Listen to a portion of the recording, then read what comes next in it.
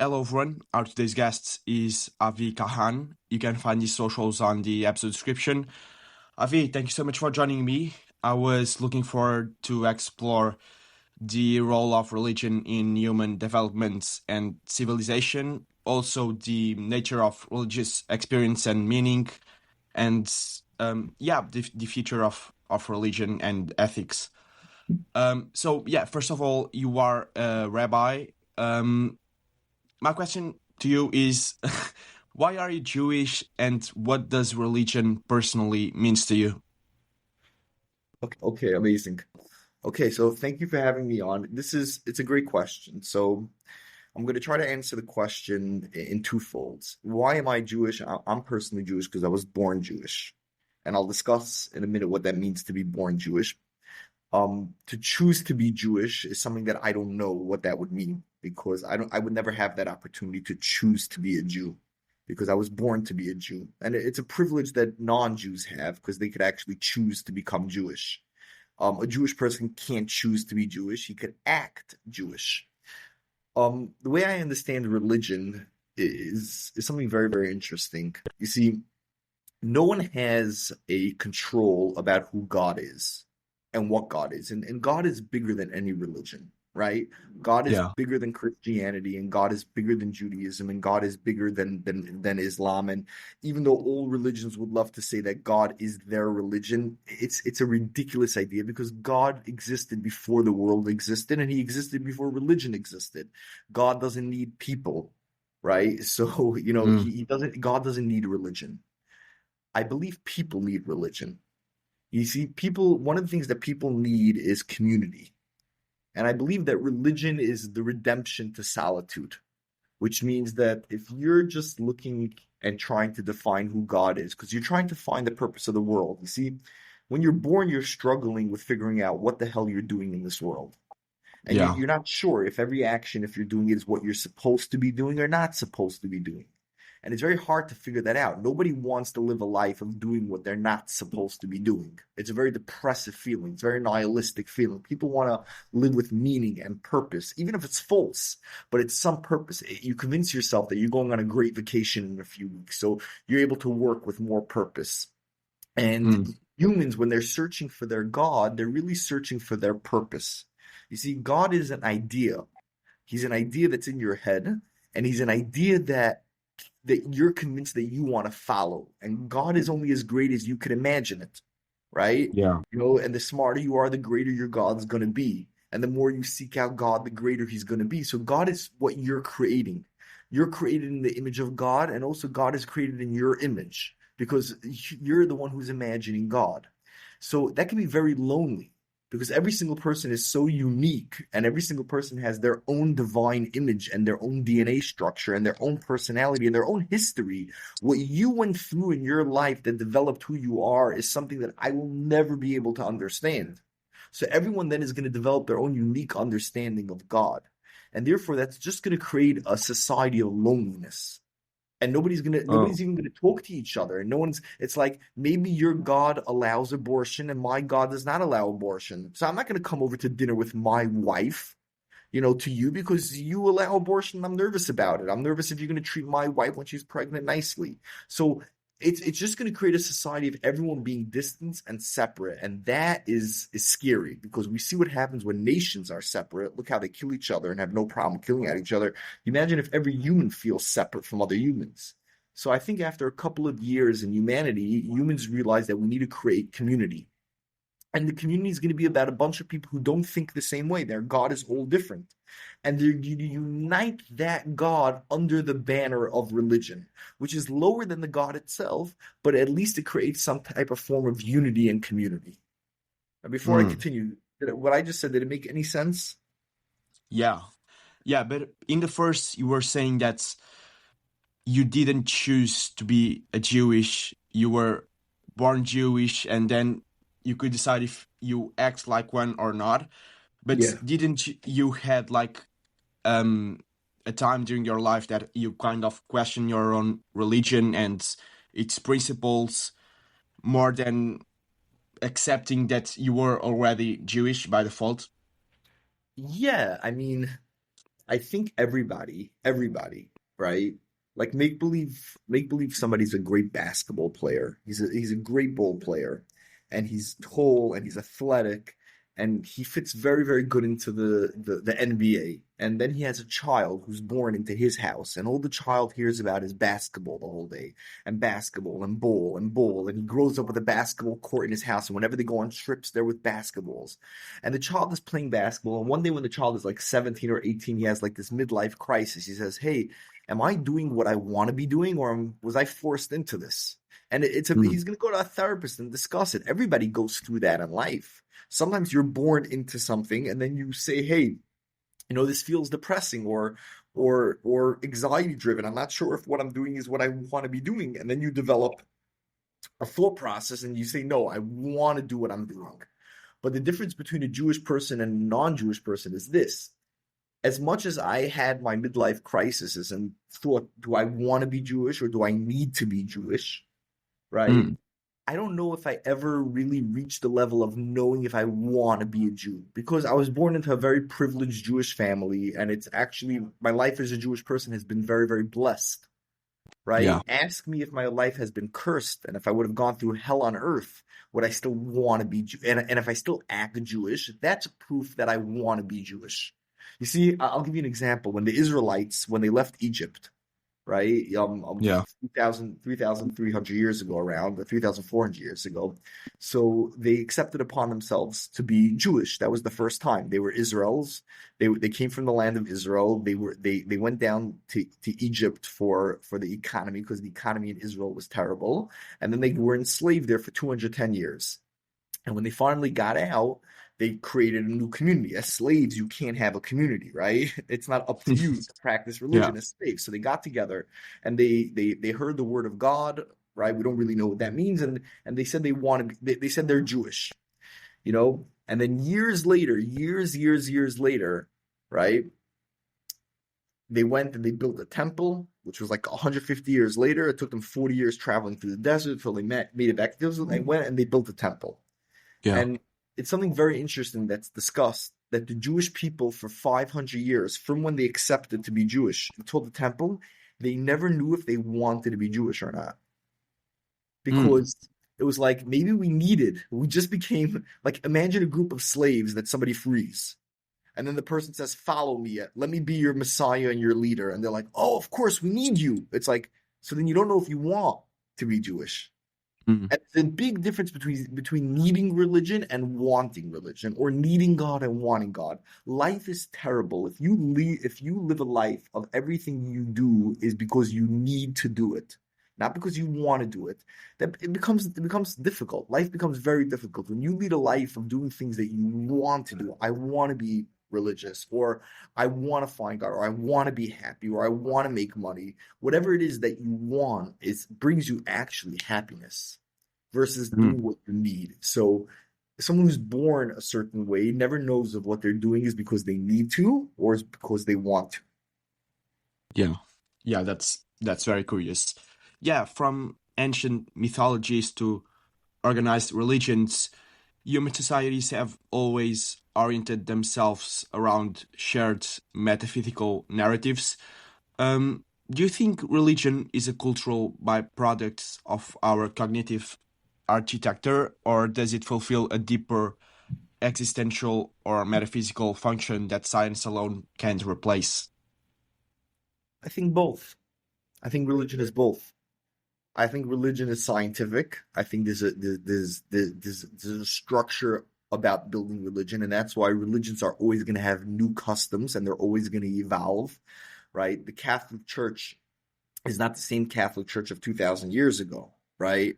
400 years ago in Spain, the Catholic Church had the Inquisition and they were killing Jews right and left. That's not what the Catholic Church promotes anymore.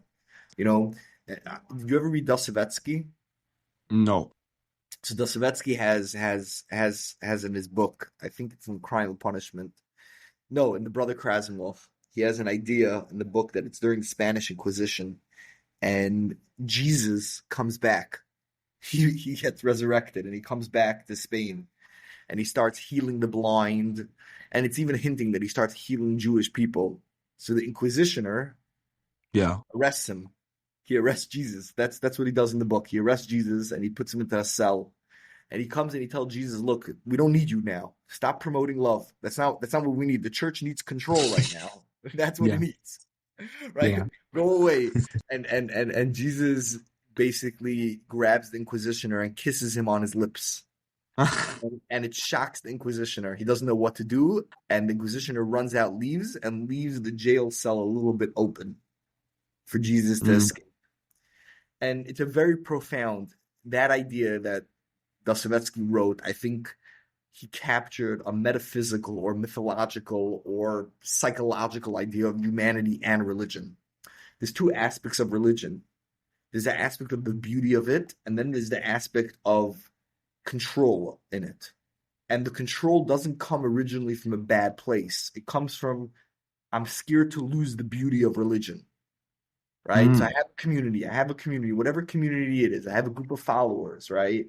And it could be you're a pharaoh, it could be you're a president, it could be you're a messiah, whatever it is. You have a group of followers, and you want to create a community because you want everyone to be unified under one idea, because that's going to stop war and hate.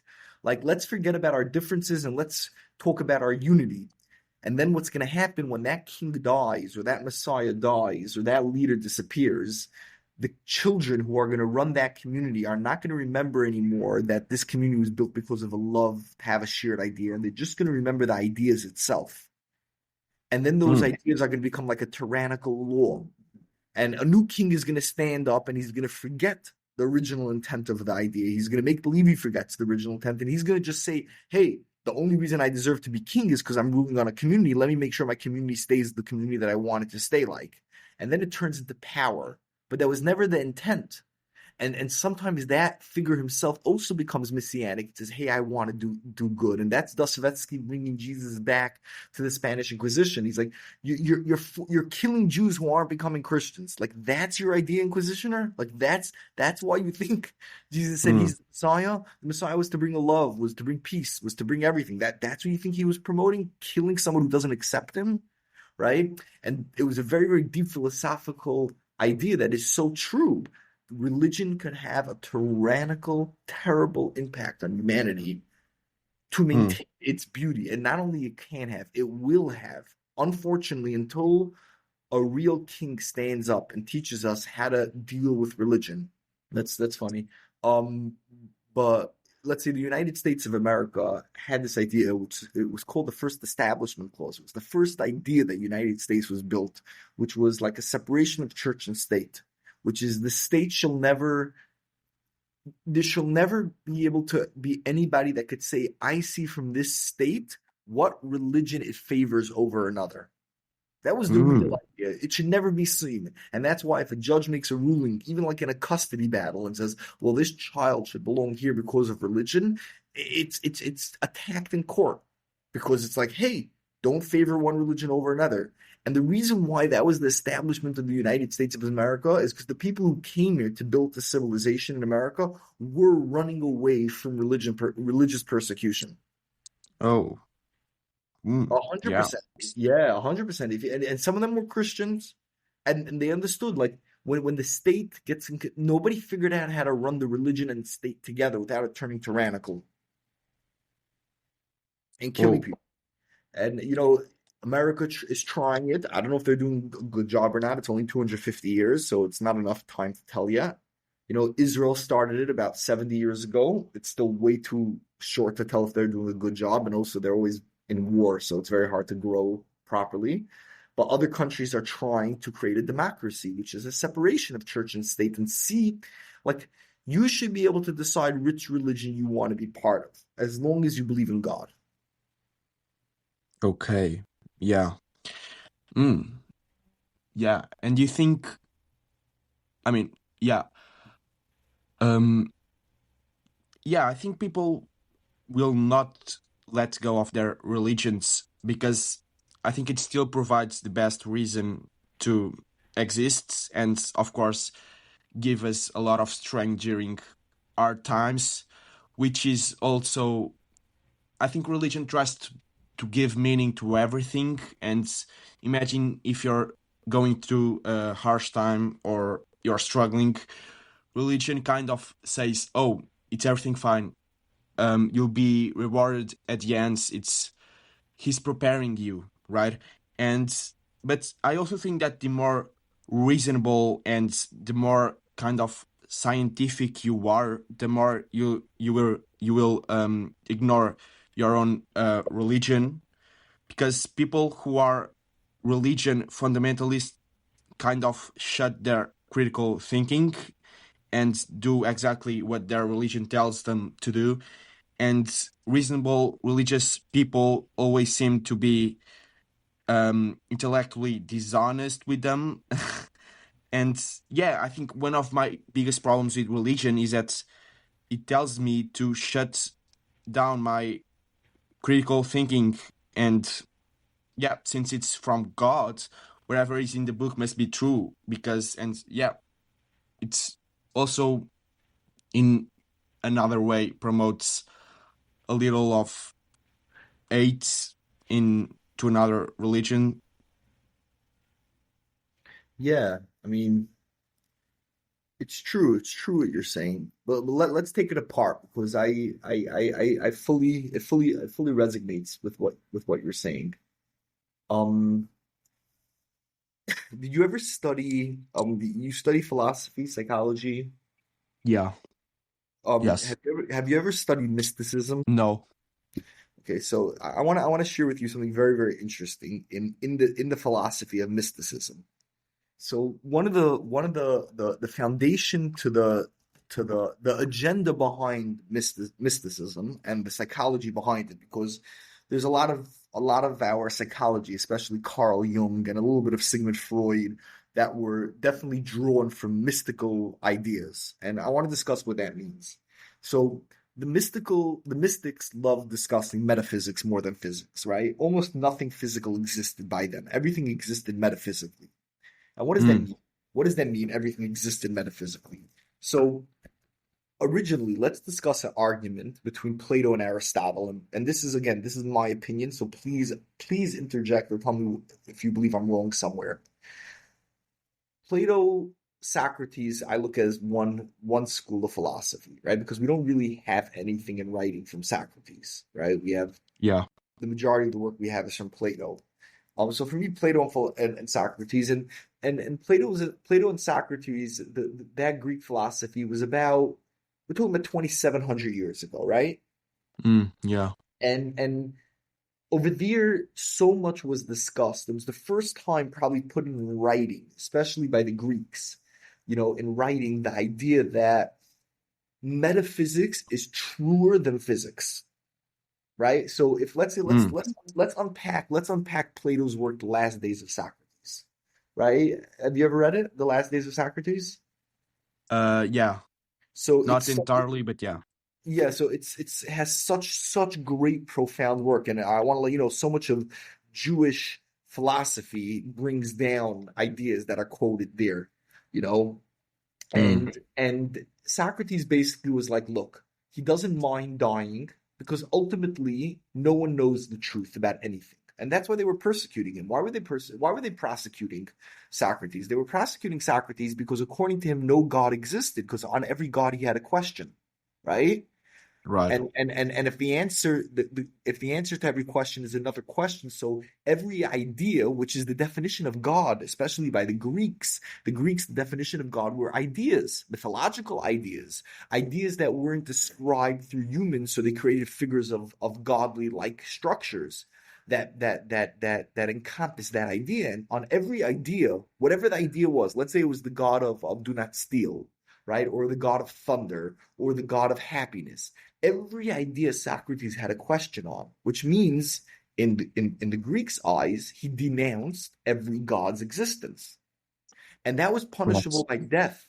Even in democracy, that was punished by death, because who's holding you accountable if you could question every god? You imagine I steal something from somebody and the police arrest me and I start having a philosophical debate if that person's property was even their property and who said I wasn't allowed to take their property from them. Like the police were like it's none of your business. right? You just stole from this individual, and this is the law. You're the one, you can't have a philosophical debate if this law is real law or not. But Socrates, who every idea was debatable, came across to the Athenians as somebody who denounced every idea and cannot be held accountable to anything which is punishable by death Yes. or by banishment. And then the rest of the book goes into the idea of Socrates showing everybody that they don't know how to think, or what modern terminology would be called gaslighting, or the Socratic method, right? Of questioning every question. And then ends off with him, describing the souls and the metaphysics and saying that ultimate truth is going to come when I die, so I'm not afraid of dying. And there's a terminology there where he says the real thinker looks forward to dying and dies. Ooh. Right? Because the real thinker is waiting for the soul to separate from its body, and it knows that its soul is searching to attain truth, not its physical body.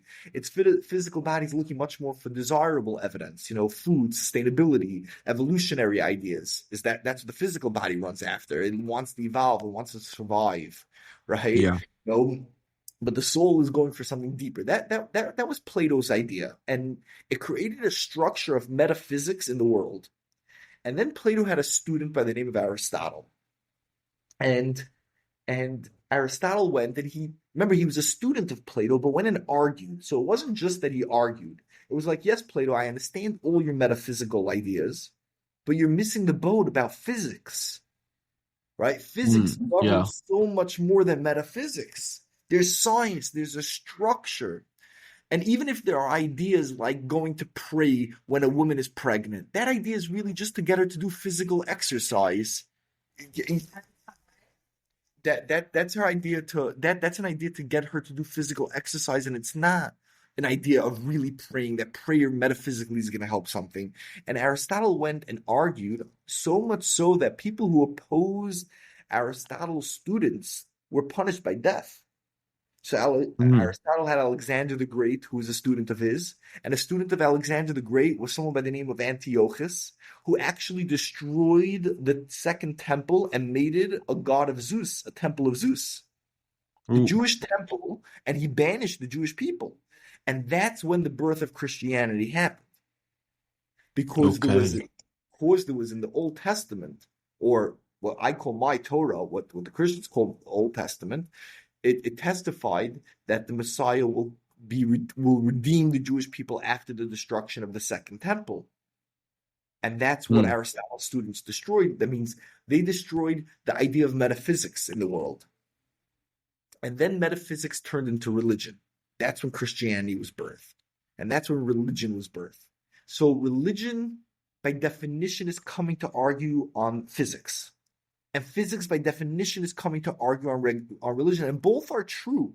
Both are true. Like when you walk into a room and you see a table, some people identify the table as a table because it's physically a table. It looks like a table. It has 4 legs and it has a flat top. And other people identify it as a table because they see that it's being used as a table. It's physically a table. And then they see, it only has 3 legs. It doesn't even have it. Somehow it's holding itself. It doesn't even have the components of a table. But it's used as a table. Like you walk into a hotel and a lobby and you see things that have a tablecloth over it. You say it's a table, right? Even though it might physically not be a table. People want to know if God is real. Is he physically real? No, God doesn't have a physical body. Is he metaphysically real? Well, is he used? People use God for everything. He used to kill them, make peace. So he's the most real thing in the metaphysical world. So religion, which is trying to create a community of God, is trying to create a community of metaphysics. So they're always going to be at war with each other, physics and metaphysics, and both are true. Both are true. When you see somebody, you could identify them by their physical structure or their metaphysical structure. Freud and Carl Jung argued if the brain is structured based on physical experience or metaphysical experiences. And both have truths behind it. And that's what religion is. So when you say religion tells you not to critical think, it tells you not to critical think in the lens of physics. It doesn't tell you not to critical think in the lens of metaphysics. Okay. Yeah, that's a very interesting perspective, Avi. Yeah. Yeah, but some people argue that modernity has displaced religion with ideologies like nationalism, environmentalism, or even consumerism, secular faith with their own rituals and doctrines. In your view, is this a sign that humans will always need religion in some form, even if it wears a different costume? Yeah, I would say humans need community, and Mm, humans need community. Humans cannot live alone. Even though, I mean, humans cannot live alone. It just doesn't work. The birth of religion is because humans cannot live alone. If we would all live alone, we would not have religion. mm, yeah. And do you think religion is losing strength? No, I mean, I'm going to say something very weird, and I look at the LGBTQ community as a religion. Really? Yeah, I mean, Mm, why is it not a religion? It has all the components of what a religion has: a belief, a focus, a mission statement, claiming that what they're doing is in the name of God, denouncing other people who don't follow them. mm, Nowadays, you don't kill, so you cancel. I mean, it's 100% a religion. mm. Okay. I don't. Yeah, just because anti-religious and religion is both a religion by me.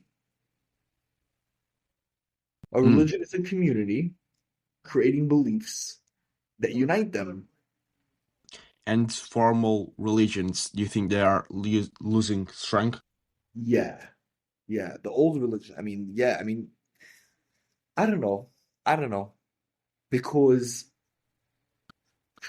it's a very good question. What do you mean by losing? I think, no, with in the last 10 years, a lot of scientific progress has been made, and I think both science and religion try to justify some of the most fundamental questions in humanity. Um, and I think this scientific progress is in some way kind of slowing down religion and not completely um because it's very different, science and religion, but they are both kind of explaining the same fundamental questions.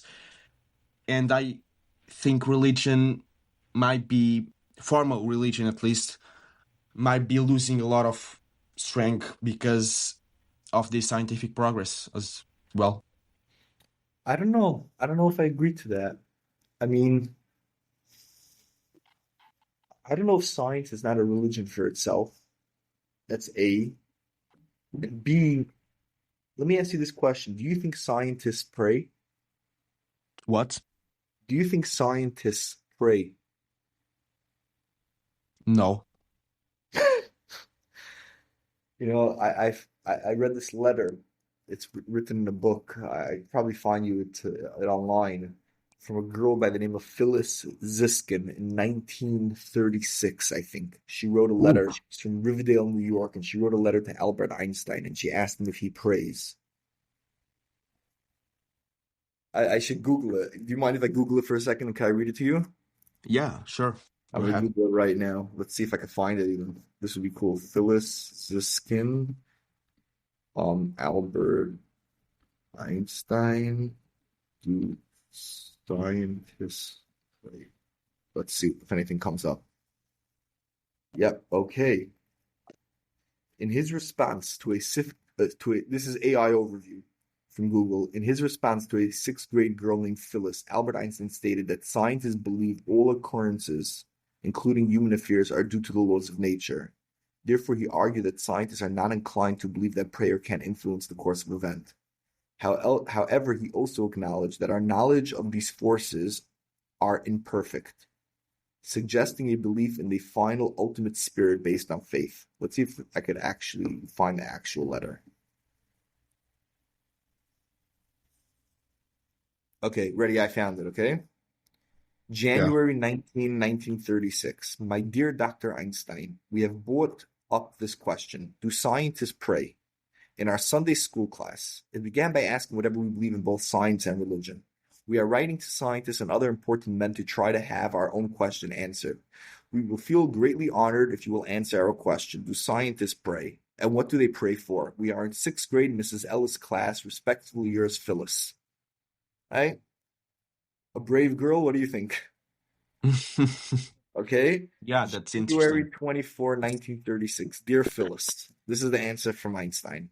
I will attempt to reply to your question as simply as I can. Here is my answer. Scientists believe that every occurrence, including the fears of human beings, is due to the laws of nature. Therefore, a scientist cannot be inclined to believe that the course of events can be influenced by prayer, that is, by a supernaturally manifested wish. However, we must concede that our actual knowledge of these forces is imperfect, so that in the end, the belief in the existence of a final ultimate spirit rests on a kind of faith. Such belief remains widespread even with the current achievements in science. But also, everyone who is seriously involved in the pursuit of science becomes convinced that some spirit is manifest in the laws of the universe, one that is vastly superior to that of man. In this way, the pursuit of science leads to a religious feeling of a special sort, which is sorely quite different from the religiosity of someone more naive. With cordial greetings, yours, Albert Einstein. Mm. I think that's a Wow. very interesting. I think that's a very interesting letter. What do you think? Yeah, it's amazing. So I think really that's. I mean, I saw this letter. I think when I was in 7th grade, and it for sure had an impact in my life. Letters like these that I saw from great scientists to believe that every perception that a man is going to realize, he's going to realize is his own perception, especially as you grow older, especially if you get married. You could live with somebody in the same house for like 30, 40, 50 years and realize you both have two different perceptions in life, and that's okay because you're two different human beings. And therefore, Yeah. how could science, which is totally physically made by man, ever come to think that they could comprehend a universe that has in it animals, right? It has in it other types of humans. It has in it different experiences that are alive, trees and so many things that are alive, that have perspectives, that need to survive also. How could one Mm. person in such a short lifetime also, 100, 120 years, how long is a person going to be able to work? And think about it. You don't start thinking until you're really 20. Most people stop thinking at 70, so that's 50 years. And in 50 years, half the time you're either sleeping, eating, or in the bathroom, right? So that's 25 years of your life. So if you think from beginning to end of your life, you're putting 25 years of scientific knowledge, you know, compared to a world that's who knows how big, and you can't even see where it ends. The scientists prove that you can't see where the world ends, because if we would, the amount of stars that exist in the world would then create itself like as a glass, and we would always see total light. So the answer is we can never see how far the universe goes, so we have no clue. So most people therefore tend to religion is always gonna supersede science. No one has to be worried. Whoever's worried, whoever it is, and this is, I don't know if any of you, I don't know who your followers are, but whoever's in religion and is seeing somebody control religion in the name of saying that, hey, follow tyrannically my religion because I'm scared that it's gonna die, they have nothing to worry about. Stop being tyrannical. Religion will never die. Science is so short. Physics is so short. It's 25 years of a life. Metaphysics starts when you're a baby. It outlives it. When you can't physically move, your brain still works. You have a metaphysical life. Religion, the metaphysics of a person, is going to outlive physics always. Wow. Yeah. That's amazing, Avi. Yeah. Yeah, and yeah, many people report a profound sense of awe, surrender, or even timelessness during religious or spiritual experiences. As a mediator and teacher, how do you interpret these moments of transcendent clarity? Are they kind of psychological phenomena or glimpses of something real that we can't or don't even understand? Could you explain the question again? I'm not sure I fully understood. Yeah. So many people report a sense of surrender or awe during religious or spiritual experiences. As your experience as a mediator and teacher, how do you interpret these moments of transcendent clarity? Religion is um I think I think what you're asking is what's religion's view on prayer. yeah. That means all religions have in it prayer. All religions. Different forms of prayer, different acts of prayer, different ways it's done. Some bow, right? But it all has underlying ideas of being humble to something greater than you, right? Connecting. Different religions argue on the philosophy or psychology of prayer. Does it actually work? Does it not actually work? Is it you meditating with yourself? Is it you connecting to God inside of you? But prayer is real. Everybody does it, right? Everybody, there comes a time in everybody's life that everybody surrenders to Mm, somebody else who's governing their life. You realize it at a certain amount of time. There comes a time where you stop fighting to what you want to do and surrender to what life is going to give you. yeah. And that for religion that for religious people that is God. That means I think what you're referring to is famously what Friedrich Nietzsche, the German philosopher, said that religion is for the weak. Is that what you're Mm, referring to? yeah. Yeah, Yeah, yeah. okay. Yeah, you're correct. Weak people could use religion, and it's a terrible thing in my opinion. I agree with Friedrich Nietzsche. I agree that there's a lot of people who are weak, either because they want to do something terrible. Um, I'll give you an example, right? In a lot of religious communities, charity is one of the greatest things to do, right? By Islam, in the Yeah. Jewish community, the Christian community, charity is one of the greatest things. But every community, then be it the Christian community in the New Testament, be it the Jewish community in the Talmud, be it in the Muslim community in different places of the surah, they'll all say that there are those people who do terrible, terrible, terrible things, and they feel so guilty about it, so they go and give charity to make themselves feel good about the terrible things they did. Mm. Right? And Wow. that's what Nietzsche meant religion is for the weak. That means religion could be used for the weak. That's what Nietzsche should have said. You know, maybe around him all he saw were people who were using religion for weak things. So people who want to murder, they murder in the name of religion, right? Yeah. Murdering is a very weak thing to do. Murdering means you don't have discipline and you can't tolerate someone else's opinion. Weak people murder. Strong people don't murder, right? Strong people know how to live in peace with each other. Weak people murder. And so when they murder in the name of religion and they surrender and they say, oh, why am I doing what am I doing? Or why am I teaching what I'm teaching? Well, it's in the name of religion. So you'll see every great murderer is usually has an ideology that's religion based, right? And for everything, it could be for somebody Mm. who's like, you know, Jewish people pray 3 times a day. It could be somebody who's motivated to go pray in the evening time and leave his house because he doesn't want to bathe his kids at night. So he tells his wife, "Hey, I got to go pray for a half hour." You put the kids to sleep, right? Religion could be used for the weak also, and but that doesn't also diminish religion. It diminishes people. Humans could use something beautiful for something terrible. And I don't think there's anything in the world that is beautiful that cannot be also used for terrible. Because humans, when we create Mm. stuff, differentiate stuff between good and bad. When we only say something's good, when we say something is good, it has to be relative to something being bad, right? If every day was a great day, somebody wouldn't ask you, how's your day? When somebody's asking, how was your day? And you're saying, oh, I'm having a great day, that's implying that there's a concept of bad. We create bad with everything and good with everything. So in religion, you're going to be able to have a lot of bad people use religion to hurt people. And those people are going to get punished for hurting the name of religion and getting people turned off from religion, right? Um, but I don't know if that diminishes the argument of the necessity of the good things that religion does, the community that it does. Now, again, anybody who's hurt by religion, my heart goes out for them. Like somebody who used the most beautiful thing in the world to hurt somebody, right? So in the Catholic Church, it's known that sexual abuse is rampant. It's out of Mm. control, right? In the Jewish community, honesty in business, sometimes totally, totally out of control, right? in the Muslim Yeah. community, radical Islamists and the way they hurt women and the way they hurt children is totally out of control and barbaric, right? So Yeah. in all three communities, there are terrible things that happen. And people walk away traumatized, and then they attach God almost to their religion, and therefore they have to leave everything religious and everything God.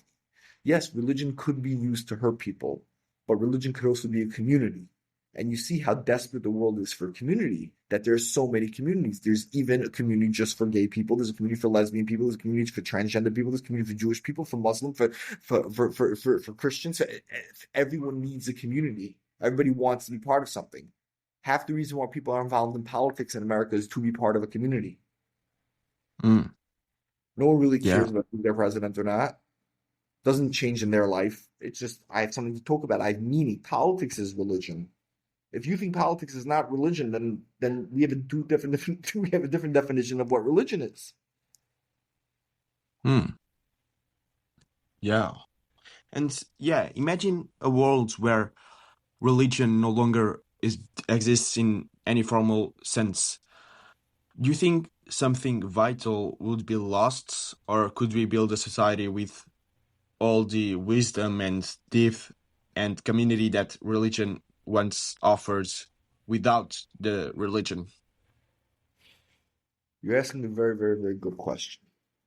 My answer is going to be a little bit weird, but yes and no.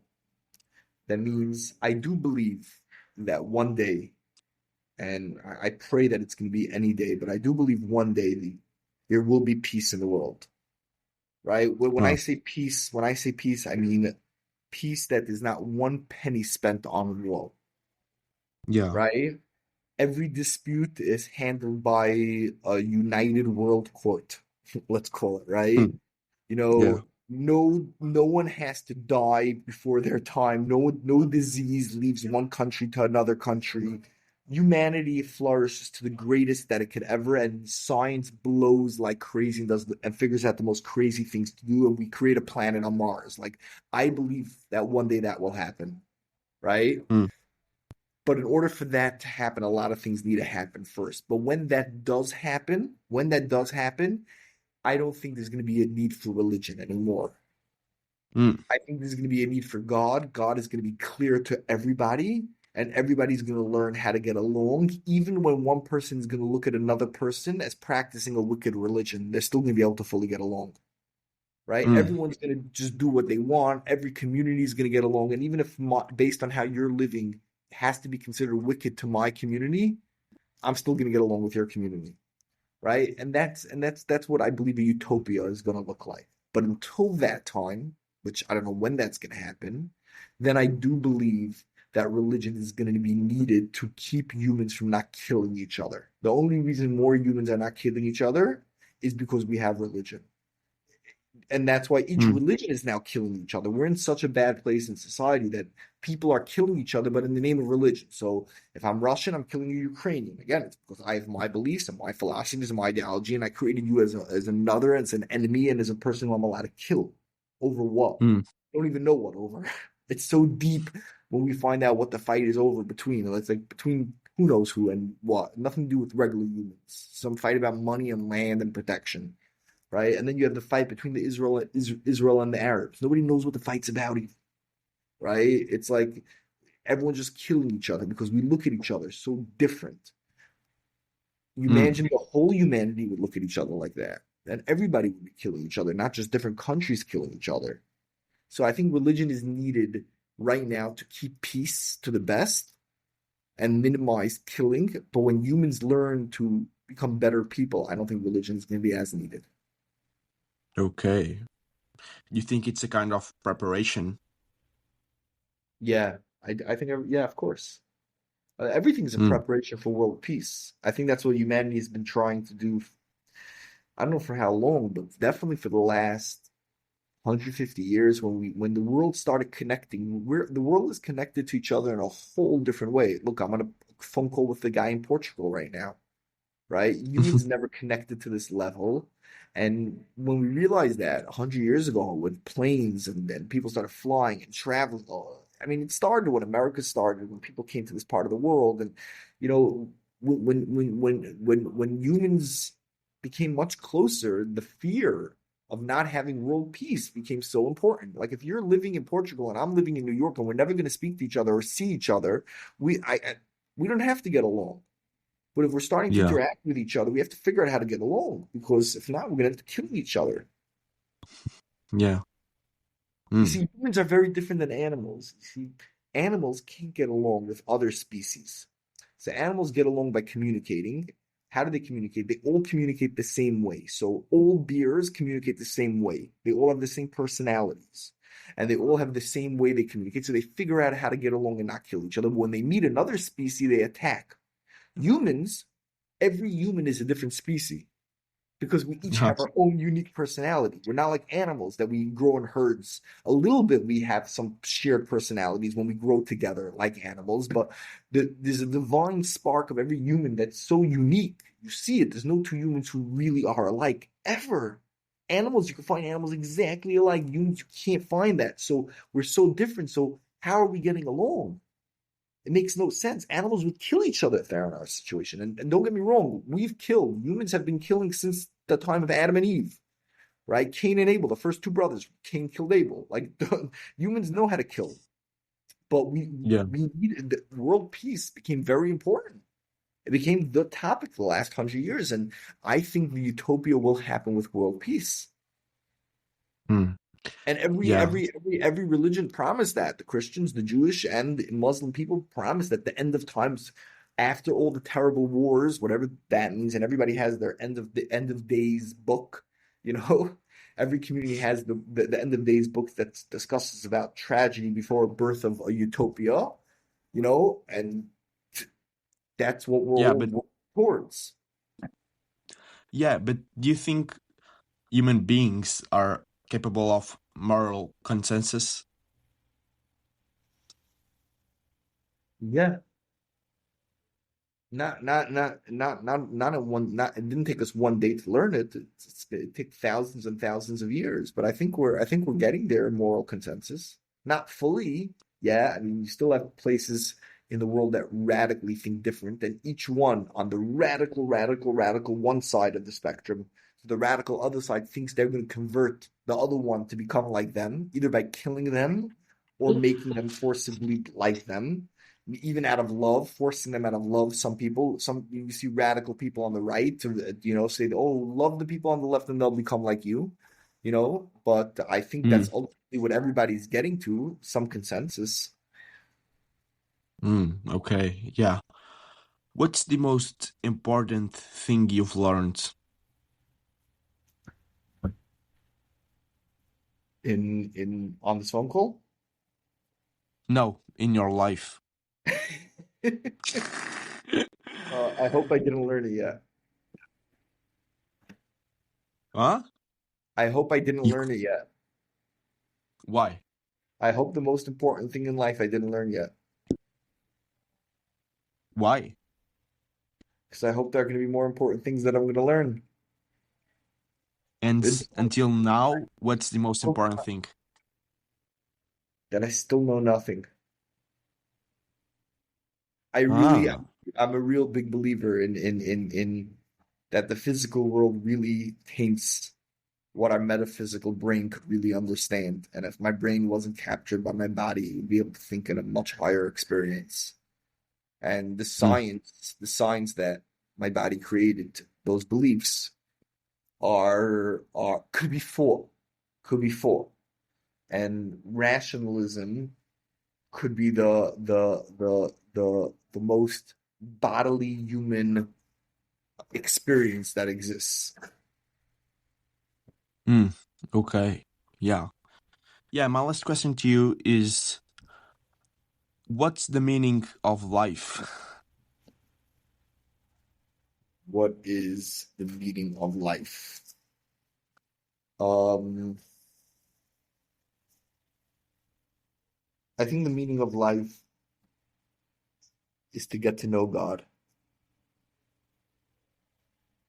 and get to understand Him and understand what His plan was and what His plan is and what it's going to be. Mm. There's there's a there's Wow. a there's in the Bible, in the Torah, there's a text that says, "Don't praise a wise man for being wise. Don't praise a strong man, a disciplined man for being disciplined, and don't praise a wealthy man for being wealthy. Praise the man who gets to know God and understand him, because that's the purpose of why I created the world." And how do And you? and Maimonides, you ever read Maimonides' books, Guide to Perplex? No. Oh, it's a great Mm, philosophical book. You should read it. So it's the father of modern day philosophy, because what Maimonides did was, as a religious Jewish person, he took Aristotle's understanding of physics, and mm, he went and described a Jewish life. It's controversial why he did that after Aristotle was, the primary teacher of Alexander the Great and Antiochus, who destroyed the Second Temple and put a god of Zeus in it, which was proclaiming physics over metaphysics. But Maimonides did that, and he has three sections of his book. His first section is the understanding of God, physics versus metaphysics. Like, what does it mean when the Torah says that God laughed or God sits? What does that mean?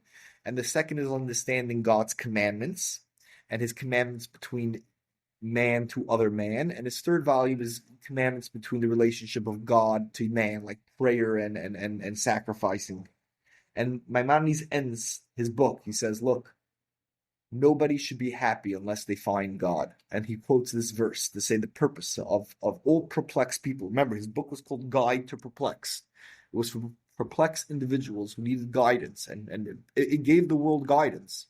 We could attribute most of modern philosophy to Maimonides' work. Even scientists believe that they're coming from Maimonides' work, because he was a scientist and a doctor. And that's why you have in America many institutions and hospitals called Maimonides hospitals after mm. Maimonides. His Guide to Perplex was the bridge that helped the world understand the difference between rationalism and irrationalism, physics and metaphysics. It was the first religious person who wrote a physical book, who wrote a book on physics, who wrote a book discussing much more rationalist ideas, like the birth of Spinoza, right? You read Spinoza in the Ethics ever? Yeah, I did. So Yeah, Spinoza, amazing. Spinoza was a modern day Maimonides, just like they burnt Maimonides' books in his time. And religious Jewish people burnt Maimonides' books. They banished it. Then they repented. They realized what they did. Spinoza was a very similar idea. He created Ethics, a rationalist book. They also banned Spinoza's book, The Ethics. When he was in, I think it was in Amsterdam, the rabbis of Amsterdam in the 1600s banished it. But it was the Mm. birth of rationalism again. And rationalism, science, is a very scary idea to religion. And Maimonides ends off this book, this Guide to Perplex, rationalism versus irrationalism, physics versus metaphysics, Plato versus Aristotle. He ends off the idea that the purpose of everything is, don't be proud if you're wealthy, don't be proud if you're disciplined, and don't be proud if you're smart. Just be proud if you get to work and getting to know God. Well, well, that's a lot. Yeah.